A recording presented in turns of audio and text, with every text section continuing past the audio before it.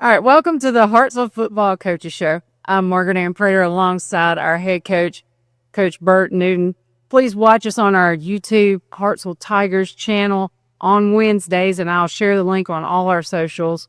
And then also tune in to watch the guys on NFHS on either Thursday or Friday night, depending on when we're playing. This week, it is Thursday. It's homecoming. But before we start, Coach, let's thank our sponsors. We've got Agency on Main, Eddie Pruitt Ford, Express by Marmac Commercial Real Estate, Hake Funeral Home, and Life Church. We're undefeated in the area, 2-0. You defeat Decatur 42-7. However, the first half, I thought we looked a little bit more like Decatur was going to look, and Decatur looked a little bit more like we thought Hartsville might look. Like it was really close, right? So what can you say about that? Why the slow start? We started slow. I think, we had some penalties. Some of them really weren't penalties, but we had them anyway. We were playing hard. We just had some holding calls and some offside penalties that are uncharacteristic of our offense typically, and defense played lights out. But there's 14-0 at halftime. But then you go back and you watch film afterwards, and it's never as good as it looks, or never as bad as it looks once you watch the film. And we played pretty good, and so and then again 14-0 over a rival. At halftime, I'll take that almost every week. Well, as that first question, follow up the second question. After that first half, I saw seniors kind of taking over as y'all were heading into the locker room, and I also noticed that Decatur was out quite a bit before warming up for the second half, before you guys were. Do you want to talk about what was said at halftime, or was there a reason for the extended halftime meeting? No. It was a normal halftime. We come in and coaches meet first, and players, hydrate and get the right stuff or whatever John's giving them to make them stay hydrated, not cramp up. And then, the coordinators come in and talk, and then the several coaches talk. And I didn't say it to them. I just said, hey, let's not handle our business. And they went out third quarter, and man, offense gets that thing going and runs it down their throats and made them like it. So if we can do that, we're going to be pretty good on I think, as far as moving forward in our region, I think we're pretty good. Well, we were, I noticed they were just dialing up the intensity and just really getting after it. So second half, it was fun to see. I'm going to talk to our coordinators about our two co-players of the game. And usually we only have one, but I completely understand why we had two, because how do you judge between those two performances, right? We got Austin Payne with, let me see if I memorized this correctly, 10 tackles, 2 sacks, 1 quarterback pressure, and a pick six. Yep. And then Jaheim Pruitt rushes for 172 yards. So, both equally impressive. What can you say about these two guys? Both of them deserve player of the week, so it's only got 2 of them. It's always awesome on Sunday when you come in for our meeting, and we were sped up this week because of the skits and layouts and all that kind of deal. So we needed to practice because we're playing on Thursday. So we were sped up at our meeting time, but when you go into a Sunday meeting and your coaches are arguing over no, it should be my guy. My guy played, over who played the game, and then same thing with captains on defense. We had 3 or 4 guys that could have been a captain this week, and even more than that probably. But anyway, that's a good problem to have. Absolutely. And I wasn't gonna talk about this because we had talked about it kind of off camera, but then I saw you talking about it on WHNT, so I figured I could ask about it. Homecoming. Yeah. I think I worded it as a logistical nightmare for a good cause. Yeah. You got any thoughts on that? No, it is what it is. It's one of the things that makes Hartsville great. I'm sitting at the skit thing last night, and the sophomores were going. My wife was sitting next to me. I said, I think they're making fun of me. She's like, you think? So everything's for a good cause, and again, one of the things that makes Hartsville special, the way they buy into that whole deal, and it's a fun time. I complain about it, but in reality, it's one of the reasons I love being here, because it makes it special. I don't feel bad. I think it was 2022 that my character beat somebody up with a microphone. So they were good. At least she's a good guy. So yeah, let's talk about Woodlawn. They're coming off a win against Mortimer Jordan. They are 1-4. And usually my players are very nonchalant, the ones I have in class. And they said Woodlawn's a lot better than last year. They'll tell us what's coming, what we're going to see on Thursday. Well, they can run on defense. They bring pressure. And so that always gives you kind of pause to be like, are we going to run it? And if we do throw it, they can play man and cover us. You got a quarterback that can absolutely go, got a running back that can absolutely go, got a receiver that can go, and just better up front. I think we have to dominate special teams, be great on defense and be solid, don't allow any shots, and then offensively, we got to run football. Right. Okay. I do have a different Eddie Pruitt Ford fan question of the week this week. Okay. We noticed quite a wide variety of personnel in different roles. Example, Jaden Morris throwing the pass, Cole Miles was on offense. I just found out when I interviewed Jaheim that he played defense a couple of plays. Should we look forward to more of that? I think when we can diversify our guys and let them do more things, our best players, when the game's on the line, we did our best players to go make plays. And so, like Jaheim, for example, I just grabbed him on the side about a week ago because when he was a freshman, he played linebacker. He was really, really good pass rusher off the edge and very sudden. And so in those situations, moving those guys around and making it simple, though, where it's not confusing. Jaden, we're going to throw it, they call it Heisman, is double facts. Nice. We're going to throw another one. I mean, that's going to be part of the deal. And all it's going to do is make it go slow when we do throw it out there to him, he's supposed to run it. So, yes. So Cole Miles, because I came in out and playing receiver, but he did that last year too. So the more places we could put our best players, I think that's the great thing about our coaching staff is they understand that our best players can make plays, and let's put them in a position to make those plays. Okay. Well, I will see you next week. Thanks for joining us. We'll be right back. Go Tigers.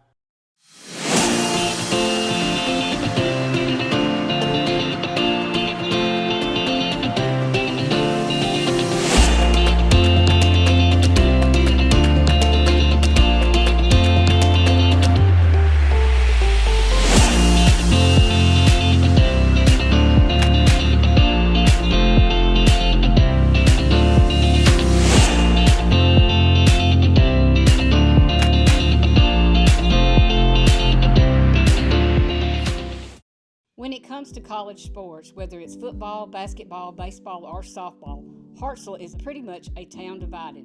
But when it comes to our hometown athletes, we are all Team Tiger, and at Agency on Main, we want to be your hometown real estate team. Whether you're buying or selling, residential, commercial, land, or auction properties, trust the professionals at Agency on Main for all your real estate needs.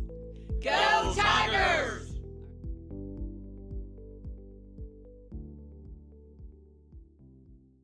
All right, we're here with defensive coordinator, Coach Matthew Cole. And Coach, let's talk about what other opponents are averaging against you and talk about just now defense in general. They're averaging less than 120 yards offense a game. But if I'm playing devil's advocate, I'm looking and going, who did y'all play, right? But when you look at the game of football, still, it was 117 and a half is what I ended up calculating. I could be off a little bit, but I tried. So what can you say about your defensive effort and how things are, I know you've got a plan for the season. How are we? I think we're good. And like I said, I've said this before, I think, kind of the way we compete against each other in practice, I think, which is, you have to do, to keep getting better, all about us and the way we compete against our offense in practice and things like that. And like I said, yards per game, the scoring per game, there's so much that goes into that in terms of, and I think I looked up Friday night, and I'm not sure the exact number of plays, I think we only had 14 points or whatever, but we had kept the ball.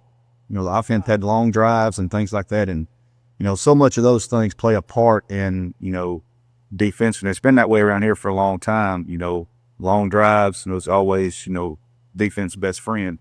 And right. That's been a lot of the case, and we've done a good job. Our guys done a good job in preparation and playing fast and playing hard and physical and all those things too. Well, and Friday night you had 3 interceptions, but I was attributing those to the 21 quarterback pressures. Exactly. So let's talk about that. How do you come about getting to pressure a quarterback? That's almost unheard. I've never seen that stat before. Yeah, it was a lot. And similar to what I was just talking about with the points per game and average yards and all that kind of stuff, with offense playing a big part in that and special teams. Takeaways, and especially those interceptions the other night. If you go back and watch, I know the pick six, Tyler Mila was right in the quarterback's face. On Cole's interception, Blaine Johnson come off the edge and actually tipped the ball. Great evasive pass rush move, and I tipped the ball. So, with the takeaways and even further with sacks, when you get a sack, it's a lot of times the back end are doing their job in the cover to know where to throw the ball. And I know there were several of those the other night. So, all of it working together, in all of those situations are big, and it's what it takes to win going forward. Yeah, I watched that quarterback from Decatur, and he took a lot of hits. He was running for his life a lot. Let's talk about your Eddie Pruitt Ford co-player of the week. We got Austin Payne. When he was selected, I was like, no doubt. But his statistics were kind of ridiculous. They were 10 tackles, 2 quarterback sacks, 1 quarterback pressure, and a pick 6. So, I mean, he kind of checked all the boxes. So let's talk about Austin as a player, a leader. I mean, you've been his coach for a while, so what can you tell me about him? One thing about Austin that's, never failed with him is he will run through a brick wall. He's 100 miles an hour, and sometimes from a discipline standpoint of what gap he has and all that kind of gets him in trouble sometimes. But and I'm with you. He played the best game that he's ever played the other night, and it just looked like every time the ball was snapped, number 6 was moving at 100 miles an hour somewhere. And was really disciplined the other night too. And we talked a lot about the C-gap player, quarterback keeping it a lot, and he was disciplined in all those things too. And he's hard to handle just because of how fast and hard that he plays. And what he said earlier about he likes to hit people. That's all he does. And that's when when I hear his name, I think he hits really hard. He does. And he's tough. His shoulders, I know one, and I think both at this point, they're not in great shape. And it's hard to, go out and keep hitting the way he hits. And he'll come off on the sidelines, man, that hurt my shoulder. And so he's hurting too, but he's got one speed, and it's flat get it. I got one more question for you. We haven't faced quarterbacks like Mims of Oxford and Gross from Athens this year. We hadn't seen anybody like that, but they're coming. Right. So how are you preparing these guys to get ready for that later on in the season? Just disciplining what we do. We're going to do what we do. We'll have some wrinkles, for some guys that can really throw it like that. And you have to have the same kind of wrinkles for guys that can run it. And we're always going to stop the run first to so we can bring the different pressures that we have.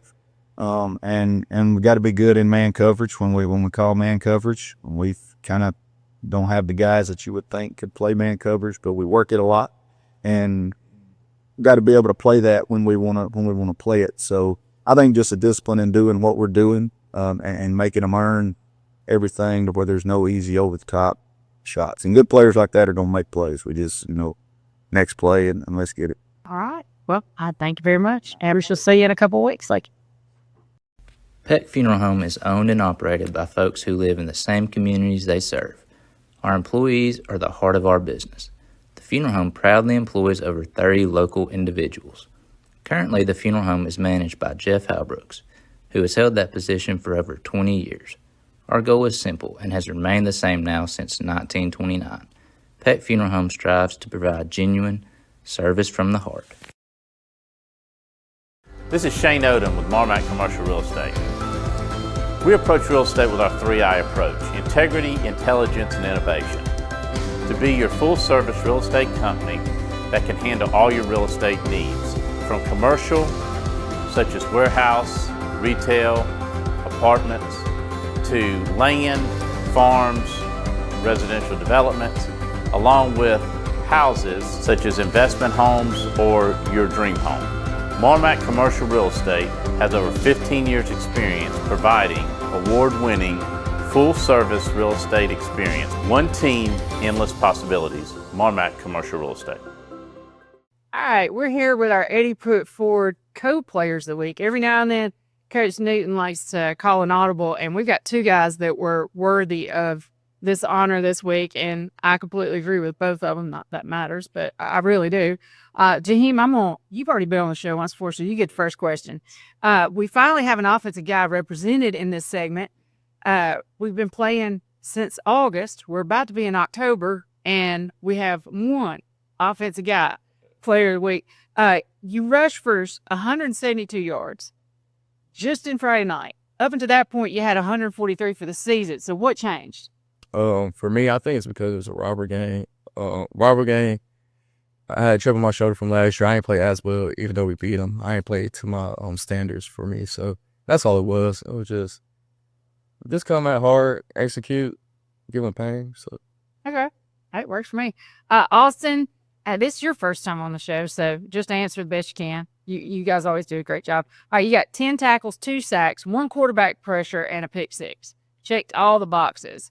I'm going to ask you the same question as Jaheim. What made this game different for you? Because I look back at your stats, and, I mean, this game you just went off. Mm-hmm. I mean, it's just the intensity. I mean, Decatur's always been a big game, and for your senior year, you want to go out there and do the best you can. So, I mean, you want to make your coaches proud, your family, everybody, the people that used to play at Hartsville. So you got to go out there and do your job and do it right, and that's what I did, and had to get out there. Oh, awesome. Jaheim, you said that Hayden Gray, who is another defensive guy, you'll start to see the pattern here, exemplifies the term own it. So why? Why'd you pick Hayden Gray? I feel like Hayden, he's so quiet and like, I don't know, he's a guy that's like a silent killer. I feel like, I don't know, like I remember like when we first started spring practice and like he was like at middle linebacker first time, and I remember like outside zone play, he just came out of nowhere to smoke me. And I'm like, dude, and like he doesn't say nothing, like he don't trash talk and nothing like that crazy, and it's just like he's just a silent killer, and like he owned like, I don't know, every play I'm in, he's right there no matter what, and for a type of stuff. You're not the only person who put his name down. So, Austin, I didn't get a survey from you. I'm not going to throw you under the bus because I know you're going to do that sometime soon. That's on your to-do list. But who would you pick? Who on the team, when we say own it, you're like, oh, that's who it is? Honestly, I would say Hayden. I mean, he's always here. He doesn't complain. He's always doing the right thing. He just does his job and does it right. I mean, he's a good role model to the younger guys. So. Awesome. I'm also going to ask, I love competition. If you don't know, I'm a little bit competitive. So I know that you guys having a competitive drive, a lot of that comes from home, right? So I ask every week, and part of your survey was who has the best dessert at the team meal? Because, I want the moms to be able to, or dads, to pat themselves on the back. So who would you pick? I know who you picked on your survey, but you can change if you've had something better. I know who I picked too, but no, we haven't had none of that though. What I picked, I don't think so. Dad's mom, you need to make cinnamon rolls. Yeah, we haven't had no cinnamon rolls. I love the cinnamon rolls, but I'll say the dirt cake. I love the dirt cake. Yeah. Who makes the dirt cake? I don't know. I just eat it. I don't pay attention. I think that's Wesley's mom. Wesley's mom was that? Sure. Carson's mom made it last week. Carson's mom made it. Okay. I don't pay attention to who's making. It's Carson Jett. That's his dad that's making that. Oh, really? Yeah. I thought it was. That's why I mentioned dads, because when he was on the show, he was talking about his dad makes the dirt cake, and it's so good. Oh, yeah, it was really good. Yeah. So Carson's dad, you got 2 more votes. Right. All right, let's ask 1 or 2 more questions. Could you guys swap places? Like positions. Uh-huh. I mean, yeah, for me, I used to play linebacker, so it won't be as much of a challenge for me. I actually went out for a defensive drive on Friday night. I don't think nobody noticed, but I was out there for like two or three plays. So it felt good being back out there, back in that element of like being on the defensive side of the ball. So Never know. Look out. What about you, Austin? Honestly, I don't know if I could play running back. I mean, with time maybe, but it just seems like a lot to learn that I haven't done yet. I've never played offense. Always been linebacker since I started playing football. Oh, okay. Okay. See, I'm learning a lot. Jaheim, we're gonna have a heart-to-heart here. On our little surveys, you've been named a lot as the person who's gonna go first in the zombie apocalypse. wow. That's my question to you. So, why do you think? And then also, Austin, who would you pick? Would you throw Jaheim under the bus as well, or? Yeah, I don't think he would survive. But I'm not sure who would go first. No, I don't know why people are saying that. Like, maybe because I'm like, I don't know because I joke a lot, or like I'm just so. But like, I don't know. I watch a lot of TV and like. Well, you're not gonna be able to talk to him. You like to talk, so would you try to? I don't. But that's what I'm saying. That like, I'm such a like when it comes to situation stuff, I'm in a different element. So it's like, at home, at school and stuff, I'm normal Jaheim, but when it comes to certain situations, I know how to think and move. So, Okay. but So you think they got it wrong? I think they got it wrong. Okay. And Austin, you don't know anybody off the top of your head? I don't think really anybody survived. Because a lot of them were giggling when they were right. That's Blaine Johnson would go first for me. Yeah, Blaine. So you don't think Blaine's got? I don't care about it. All the FFA, all that stuff. That's cool, but he's too slow though. He's not. He ain't gonna be able to make. I don't know. He can raise them chickens. He'll do. True. All right, I got one more fun question. You guys get more fun questions because we're kind of in that. We're in September. I'll put it that way. So we got one more of all the coaches, and you guys get to know them. You get to know their personalities. Who do you think you're the most like? Like, if you were to go and coach that position, who do you have the same mindset with? Who are you the most like?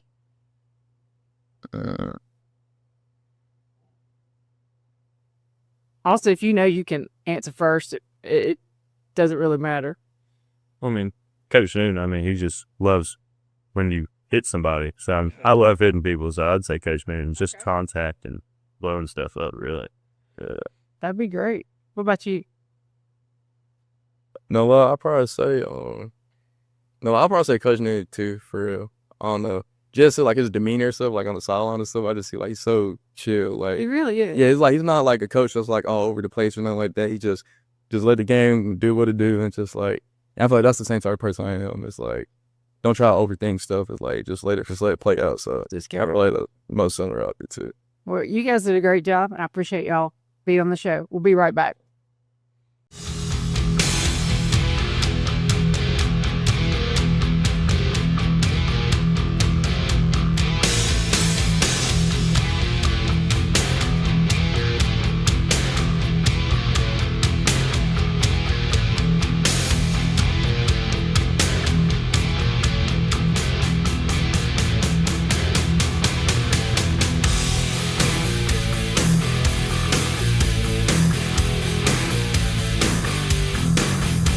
Looking to remodel your home bathroom? Call Express Bath today. They were good people to work with. I had no trouble with them. We always take care of everybody, no matter how big and small. The team of Express Bath, we do what we say we're going to do. The highlight was seeing a new shower in a 60-year-old house. It was a great experience. We're a real company, we're real people, and we love serving real customers. Call us to schedule an appointment today. Express Bath. We'll bring the duck.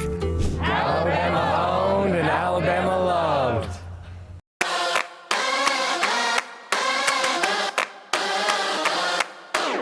Come see us at Eddie Pruitt Ford. We're a proud supporter of Hartselle Athletics.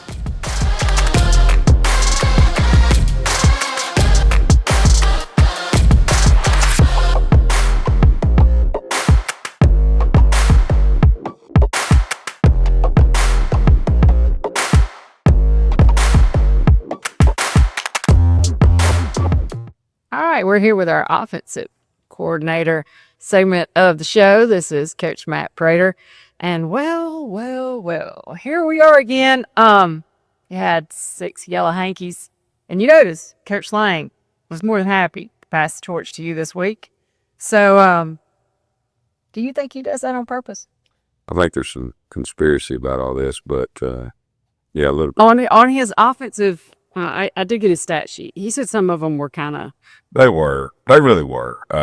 You know, it's like I said before, the holding things I can get past. I mean, obviously we don't need to hold, You have one holding call though?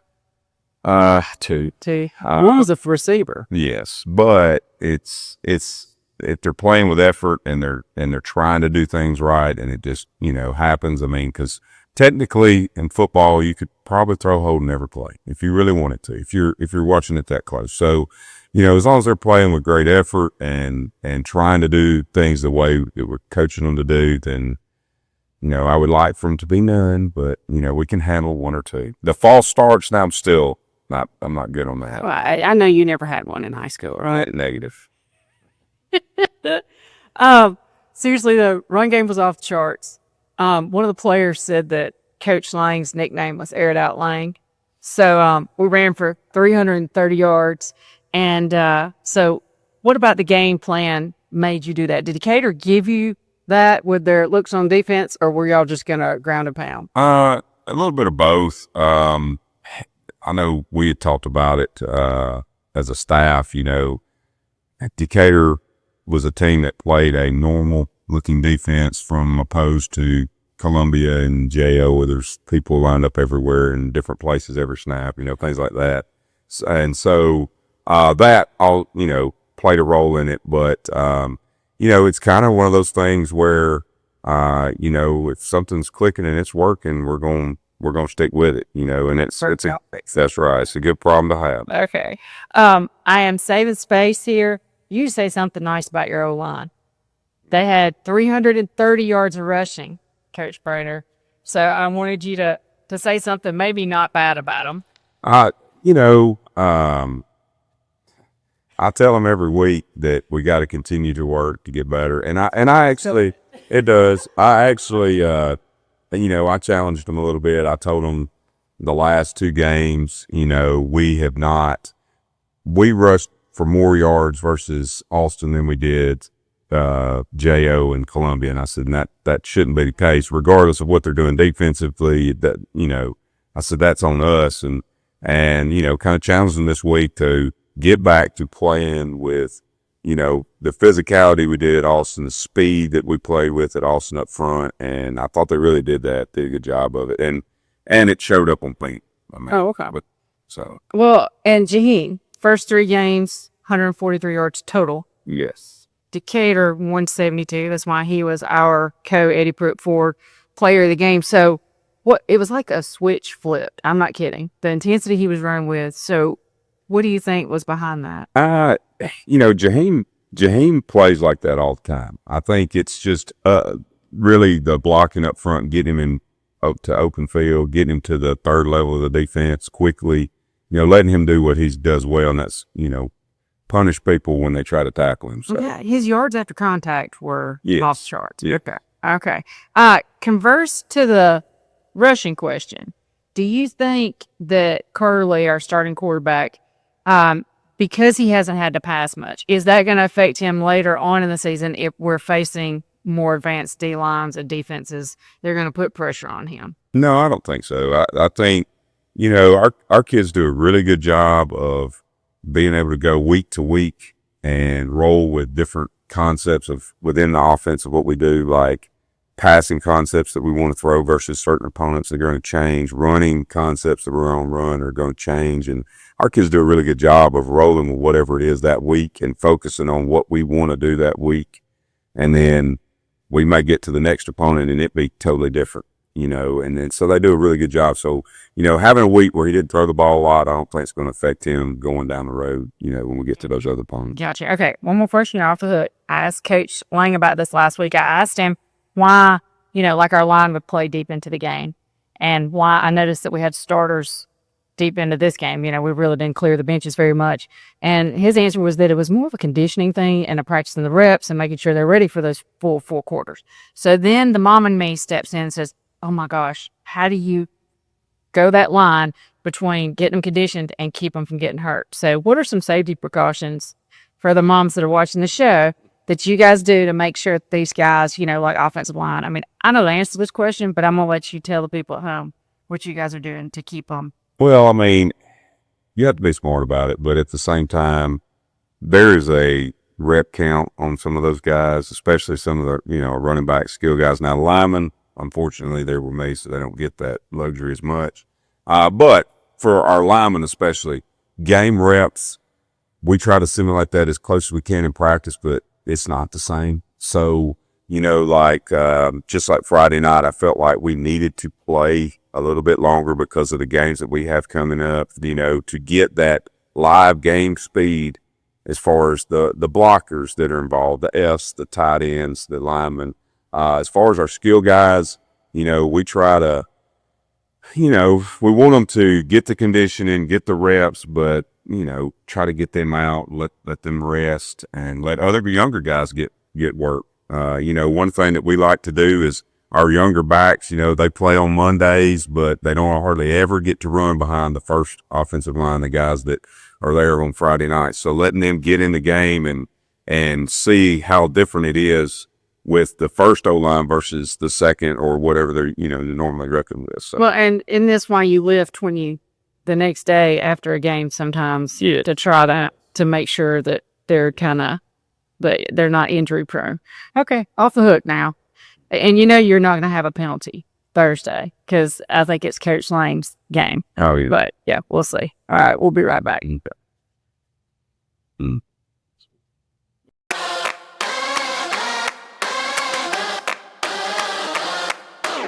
Come see us at Eddie Pruitt Ford. We're a proud supporter of Hartselle Athletics.